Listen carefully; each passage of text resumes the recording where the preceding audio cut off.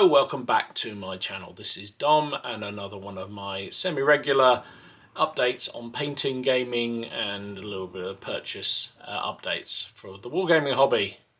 So, been busy last couple of weeks since the last update. Mainly, as I look back at the painting projects, mainly doing Epic again. So apologies for that if that's not your thing, but it certainly is mine.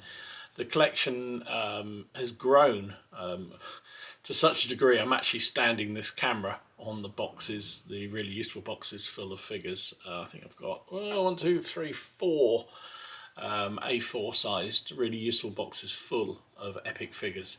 I'm going to have to start a 5th one next. But I still got more figures to paint up, so because I've got quite a few extra sprues and also quite a few figures on eBay acquired. like I just found them there.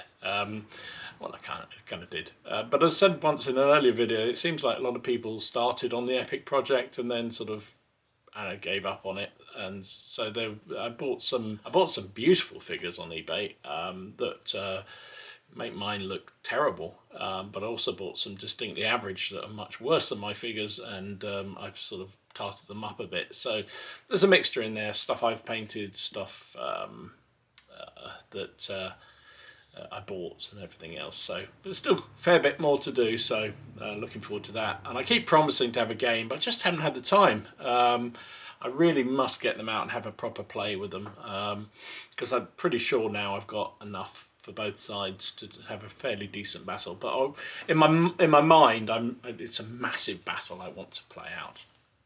And so, yeah, that was really what I wanted to go. Maybe leaping into the first game as a massive one might be a bit daft, but hey, I'm nothing if not daft. Anyway, let's have a look at some of the painting projects.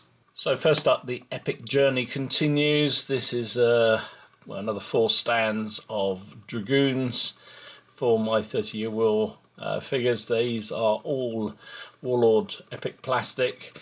You can tell because they've got virtually no definition in the fronts and pretty good definition down the sides. Just the way those models are created. It's a bit of a shame, really. I think they could have done so much better job, the fronts and backs of these figures. But they are what they are. They're playing counters after all. So another 4 stands done. Provide some Dragoon support, and I've done very much loose formation for the cavalry to identify when they're mounted that they're just on these 3 figure bases, so I know exactly that these are the Dragoons without having to look too closely at them. And my plan is to have, as you've seen, a few horse holders and then the dismounted variants when they deploy onto foot to fire. So that's them done. And then talking about dismounted musketeers, here's some of those, plus also the guys. I'll probably use the ones with the musket stands as commanded shot troops, just to sort of identify them. These are all, just checking, yeah, they're all plastic Epic figures. I actually think the infantry are pretty good. I think particularly the single figure infantry are, got a lot of detail on. They unlike the cavalry, they sort of are nicely sculpted all the way round and not just the sides. So yeah, I think they come out okay. And 3-foot rule, these things are, you're going to be looking at it from 3 foot away at least. And it's really about the mass impact of all these figures than anything else. And as a result, I've kept them really simple. I've just used a few base colours, just a good wash over the top. Haven't even bothered highlighting them because I just think, what's the point, really? But all done, ready to fight a battle with.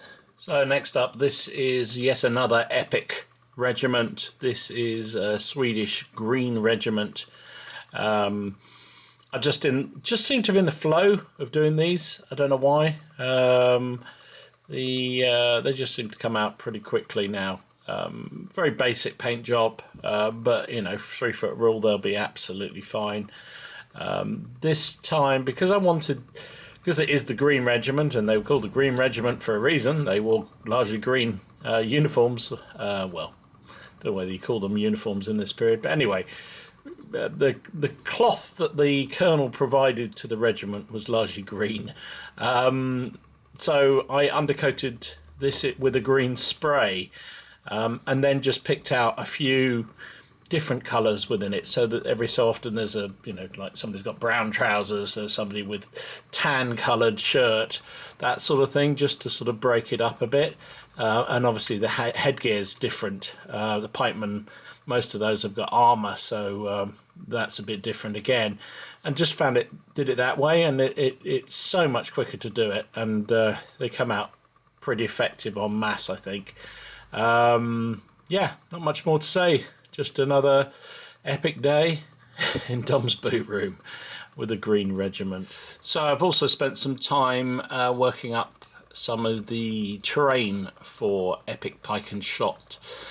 These are Sarissa terrain pieces, this and the next one.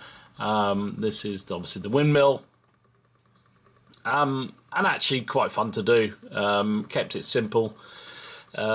Just tried to sort of be logical about how I put it together, because sometimes I can go about it a bit cack-handedly, and suddenly I look at it and think, geez, that bit should have gone in X, Y, and Z. So, and it's not a complicated kit. I think I made this up during one of the Plastic Crack podcasts one Monday night. I find sort of assembling models much easier to do when we're on the podcast rather than painting. But it'll be a nice centerpiece for the battles, and has no visible function other than a centerpiece. But I suppose I could build it into a complex with the next piece, which I'll put up now. So this is the windmill. So you've seen the windmill. Now this is the water mill to go with it. So I guess you could put the two together and sort of make a little sort of defensible area, a little farmstead down by the river with the two mills beside it. That would probably work quite nicely, or just use them as individual terrain pieces. Again, this is a Sarissa MDF kit. I tried to sort of do the timber framed effect. It looks much worse when you got it on a bright light with a close up from a camera. It doesn't look so bad from a distance, but now look at it, I think bloody hell, I was a bit cack-handed with it. But anyway, it's a terrain piece. It's not really going to be hugely significant, and I think on the table from the distance it will look absolutely fine. Not my finest work for sure, so we'll get it off camera now. So last time I showed you a unit of Opal Cheney, Russian Opal Cheney, that I basically painted up from the Warlord's plastic landwear box, because the uniforms are basically the same. And so just to counteract that, I thought I would actually do a proper landwear unit using another box of set of Prussian landwear figures from Warlord. So this is it. They like I said, with the Russians, they are dead simple to paint. I mean, they've got long coats on, not much buttonage or anything like that to work on, so dead simple to do. And I just painted these up as, I forget which regiment they are. The mounted guy with a slightly weird looking head is a Warlord metal mounted landwear officer. I had a pack of two of them, and so I thought just to break it up a bit, I'd put it on the base with the rest of them. So yeah, not much more to say about it. It'll join the Prussian ranks. Landwear always do well in battle. I don't know why, but they always do. So and they're fun and easy to paint. So another unit done. So back to epic scale, or at least small 15mm scale. Some more figures for the 30-year war formation. So on the left is a unit of cuirassiers that I've painted up to be on the Swedish side. I think they're a mixture. I think some of them are Tin Soldier, some of them are Peter Pig. There's a couple of steel fist miniatures in there as well, I think, if I remember rightly. The horse holders I've shown before. These are again for my dismounted dragoons. I've picked up a couple of packs of them, and I'm just going to do them just to sort of make it look right when the cavalry dismount, well, the dragoons dismount to be dismounted dragoons. So I want a base for each unit so you can just sit behind and symbolise the fact they've dismounted. So that is them. More for the epic, done. So you know when you do a unit and you're just really not sure? Well, I'm more than not sure. I don't like it. Don't like it. So this is 2 units of swordsmen for the 30-Year War. Now they're actually tin soldier Spanish sword and shield men, and they came with very obvious Spanish shields. They have a sort of feathering effect that is very obvious Spanish, and I just didn't want to use them because I'm probably going to use these in any of the 30-Year War armies. A number of them had them as part of their formations, and so I painted them up, just in bright colours because that's what they tended to wear. But also just then the shields, I just got some random shields that I had in the bits box and stuck them on, and then thought, what do I do colour-wise? And I started to put some random colours on them. And it just looks like a bit of a play school effect, so I'm not really sure I like it. But I'm not really sure what to do with them. I could just rip them off and put the Spanish shields on, but so they're not going to be Spanish. So I don't know. I'm at a loss, and maybe I'm just overthinking it. The 3-foot rule applies, and nobody will really notice when they're on the field. But yeah. Just, when you just got it in your mind how you want a figure to look, how a unit to look, and it just didn't come out like that at all. Also, I put in a couple of the extra Warlord plastic standard guys, ones that just sort of showing the flag, and put directly in the unit of these big behemoth figures. Makes the scales look very different, which is slightly frustrating as well. It's not the height necessarily, it's more the stockiness of the figure. These tin soldier 15mm are quite chunky monkeys. Maybe we'll just say they're the bruiser swordsman, whereas the guy holding the flag is some 13-year-old kid that just hasn't quite made the grade yet. Anyway, again, maybe I'm just overthinking. There you go, another couple of units done. Now, I felt a bit dirty doing these. These are a couple of units of French Napoleonic 15mm figures. You'll notice if you follow the channel, I've been doing a lot of black powder 15mm games with Jonathan and Paul and Tony down at the club. And for some reason I invariably end up playing French, and for some reason, most bizarrely, none of us have a huge number of French figures. So I've got a few I've collected over the years, and I was placing an order with alternative armies, and I saw they had French 15mm Napoleonic in greatcoats, and I just thought, well, there you go, easy to paint. So yeah, and they are indeed easy to paint. So just knocked up these two units of them. Yet to get some flags for them. I'll need to get some 15mm flags. I thought I must have some around here, but apparently not. I've been through all the boxes which have old flags in them, and none to be seen. So I'll have to pick up a couple of 15mm flags at some point.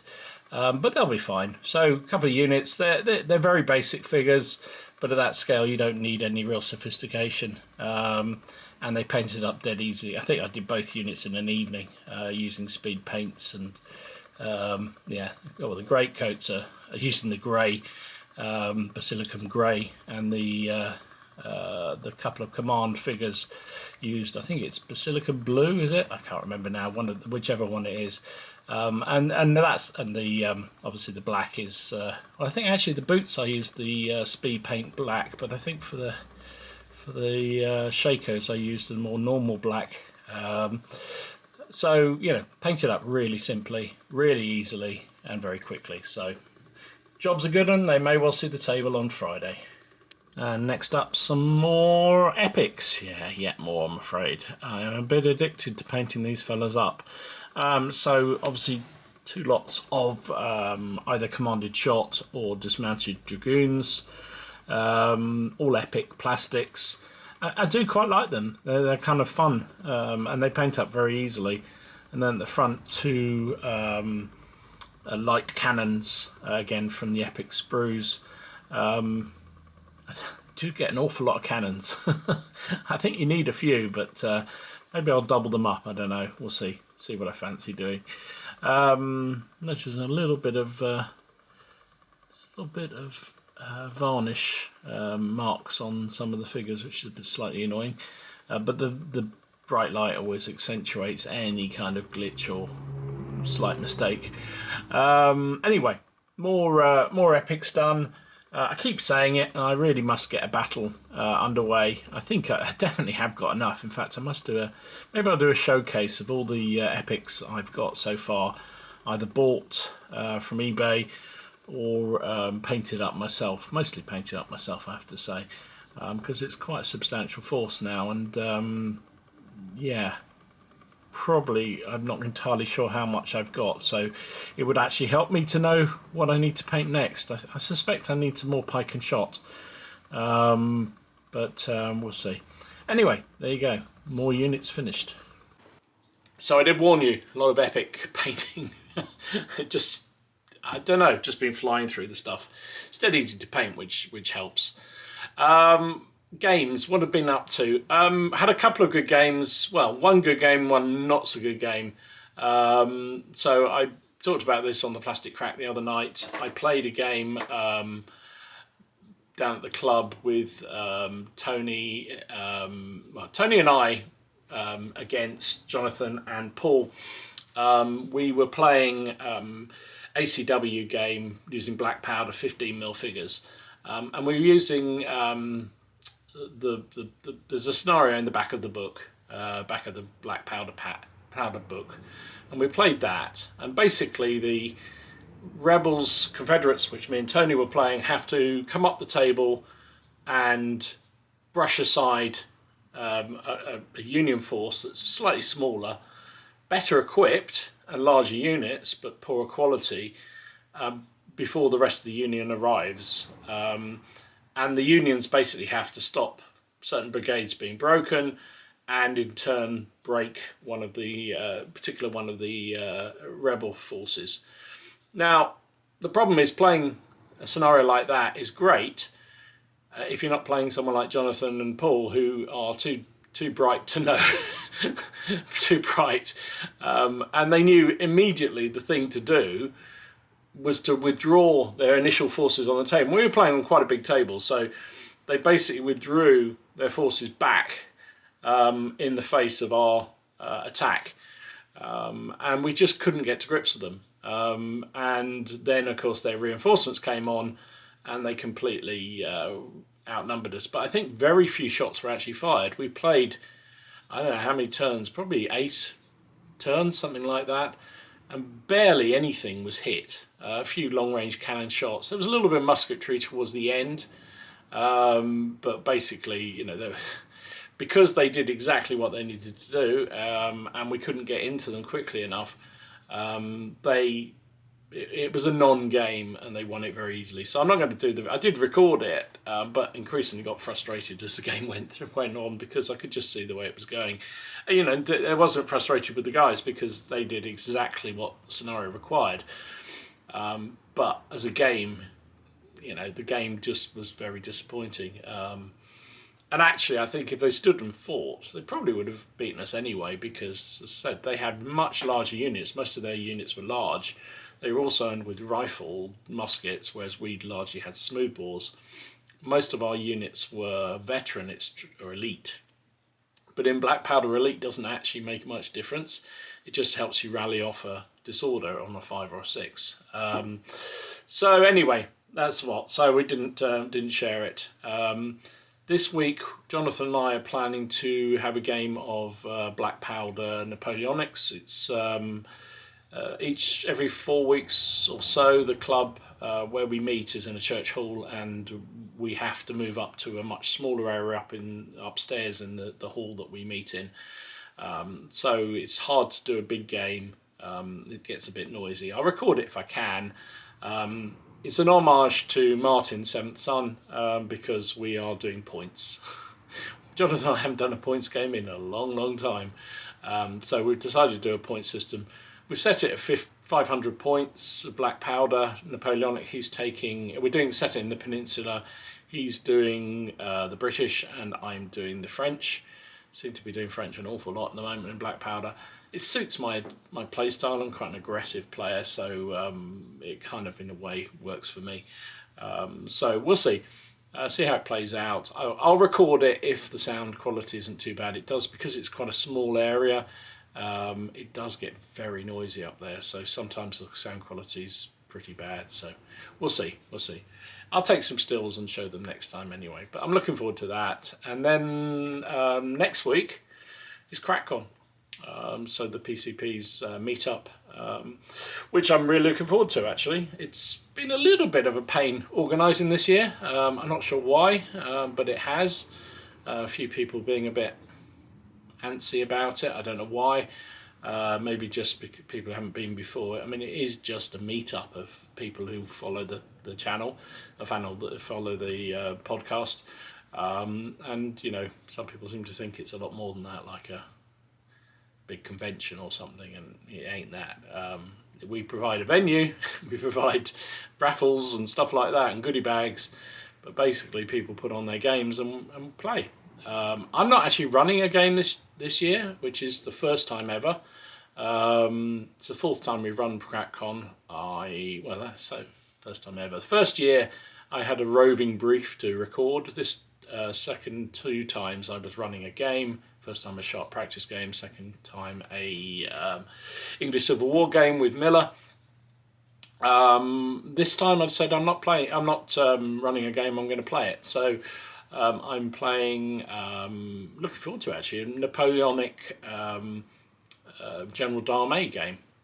Prussians against French and Polish, I think. So I don't have to take any figures, I don't have to take anything other than myself, the rules and some dice. And I'm really looking forward to it. So that would be great. I'm sure, like there always is at CrackCon, there's lots of other games going on, and I shall have a go at those. And I think this time, for the first time, we've got a room in a pub on the Friday night just to play some variable games. So I might take, I don't know what I'll take up with me there. I might take my Badgers and Burrows figures. I might take my I've got some Bushido figures, and I know Martin and Steve want to have a go of that. I've never played it. I actually bought the rulebook the other day. I haven't even opened it yet, so I don't know. May do that. May just sit and drink and have a chat, because that's part of what CrackCon is all about, is meeting up with people that we only ever meet up with once a year. So there you go. That's what's happening for me. In terms of purchases, I was looking around thinking I haven't bought much this time. I have. So mainly because I'd forgotten about this stuff, so this is all pre-ordered. So I pre-ordered these new Warlord 28mm character packs. So they're from the Peninsula. You've got the French veterans, Peninsula French veterans. They're supposed to be the butchers of the 73rd Line Regiment, and they're beautifully character figures. Warlord resin, I believe. This is the British. This is another load of British veterans. It's called the 3rd Battalion of Detachments. So again, Warlord resin. So looked lovely figures. I thought they'd be great to do up as a. I'm sort of debating whether to do them up as a black powder battalion, a ragtag one of those. But I'm thinking they'd probably be better individually based, so use them for sharp practice. So I probably will do that. I've also got, when you bought the 2 starter things, you got this sort of vignette of Vinaderi and Donkey. I probably absolutely butchered that. So it's a lady with a donkey, basically. So that's that. So that was one purchase, and while I was doing it, I ordered the Belgian Carabiniers. These are, the Warlord resin as well. 12 cavalry.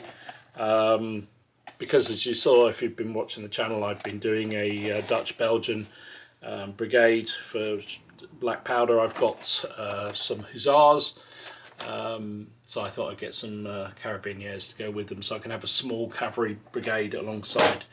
I also picked up, and I won't show them because they're in a box down there, of some more of the Ottoman Perry figures.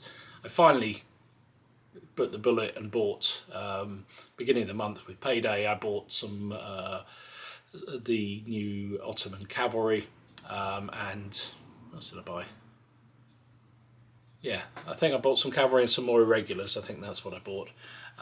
So I'm looking forward to getting going on those. I'm just psyching myself up to have a go at that, get the Ottomans underway. Somebody accused me the other day of just buying on a whim, and I didn't. I do buy them on a whim, but that was just, I definitely am going to do that project. I'm really looking forward to it. So that's what's happening. Anyway, I think that's it for now. Thanks for watching. Appreciate all the support, all the comments, etc. Looking forward to those of you who will be at CrackCon. And hopefully I'll get lots of pictures and what have you, and show some video from the day. I'll see. I may do, I may not. Sometimes it's just nice just to get on and enjoy the day and not actually record it, but we'll see. Anyway, stay safe, stay well, and I'll see you again soon. This is Dom, signing out.